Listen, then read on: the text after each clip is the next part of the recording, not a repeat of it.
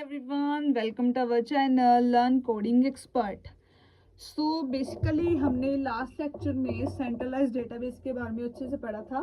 तो आज का हमारा टॉपिक है इन DBMS डिस्ट्रीब्यूटेड डेटाबेस. इसके फुल एक्सप्लेनेशन के साथ हम इसको पढ़ते हैं. In distributed database data is stored across multiple physical locations. Okay, जो हमारा सेंट्रलाइज्ड डेटाबेस था वहाँ पर क्या था, हम एक ही जगह पर हमारे डेटा को क्या स्टोर कर सकते हैं. But distributed is opposite. यहाँ पर हम क्या है, मल्टीपल फिजिकल लोकेशंस के साथ हम डेटाबेस को क्या स्टोर कर सकते हैं, often connected over a network. Okay, इसके थ्रू नेटवर्क के थ्रू भी हम डेटा को क्या सेव कर सकते हैं.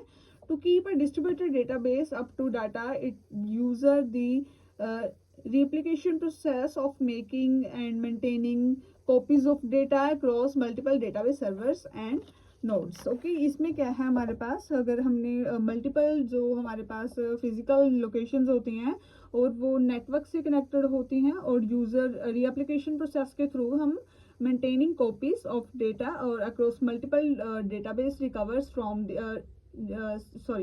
रिवर्स और nodes. Okay, it's called a distributed database. For example, a global e-commerce company might use a distributed database or to store data in different regions. Okay, मान के चलिए e-commerce companies हैं और might वो क्या है distributed database के through store करते हैं डेटा को different regions में. Okay, I hope it's available.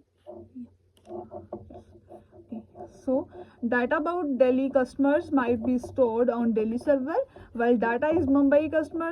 तो डाटा क्या है, क्या मुंबई सर्वर्स के थ्रू ही स्टोर होगा. जैसे कि many of the peoples I think I am from Punjab. So अगर वो सर्वर पंजाब का होगा तो वो डेटा क्या है पंजाब के सर्वर में स्टोर होगा. अगर वो हमारे पास चंडीगढ़ का होगा तो वो चंडीगढ़ में क्या है स्टोर होगा. Okay, so this allows faster across from for user in each region and ensure that the database remains available even if the server fails. Okay, so आगे हम इसका आर्किटेक्चर देखते हैं.